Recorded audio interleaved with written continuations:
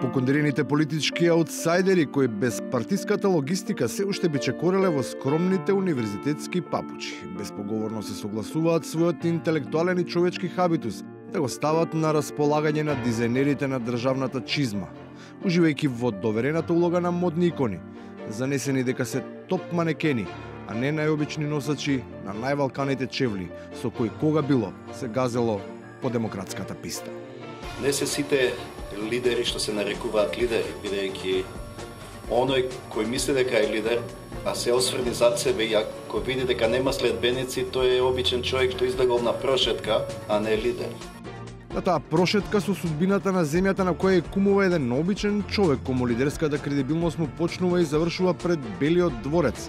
Ветер во едрата и даваат политичките опортунисти, чија трансформација од Титови омладенци до Александрови кумити кулминира кога го издвојуваат како особено заслужен. Позади која стојат стотици и илјадици граѓани на Република Македонија и да не го забравиме првиот граѓанин на Република Македонија, председателот Ѓорги Иванов. Првот на лажната харизма која му се припишува се достигнува кога вистинските актери шармантно драматично не баре на кастинг за роља во Играта на престолите, дотолку ја глорификуваат неговата улога давајќи и дури историска димензија, со која на сите политички слепци им го представуваат како новиот цар Самуил. Тоа е најхрабриот човек во Македонија во последните 170, 200, 300 или 1000 години.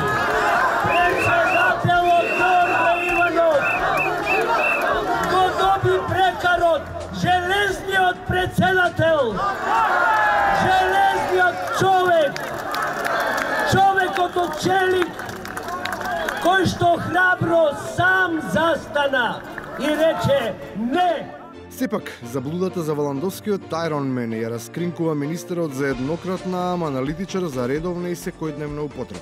Укажувајќи му на тој што невистините се представува и на оние што манипулираат со неговото лидерство, да не создаваат погрешна перцепција за тоа кому му припаѓаат заслугите, за фалшливата креатура од држава која се создава. Па немаат потреба, сепак тоа е навистина бате. Во приказката тоа е навистина бате. Ведната сенка на големиот брат служи како управувач на возилото на сите оние кои се шлепаат во приколката која лета кон политичкиот амбис. Решени дека тоа е единствениот начин да се заврши тоа што е започнато и конечно да се расчисти со повеќе од половина милион патници кои одбиваат да бидат возени на прошетки чија крајна дестинација никогаш не била страшната Тирана, туку моќната Илинденска број 2. Тие што лажат дека не им се допаѓа во наше друштво, а сакаат да бидат главни фраери, можат да ги симнеме на бензинска и да продолжиме без нив. И на крајот, за оние кои ниту помислиле да отпатуваат, а камоли да бидат симнувани по бензински. По 10 години инструктажа во фамилиарната автошкола на Македонија дефинитивно е истечена демократската лиценца.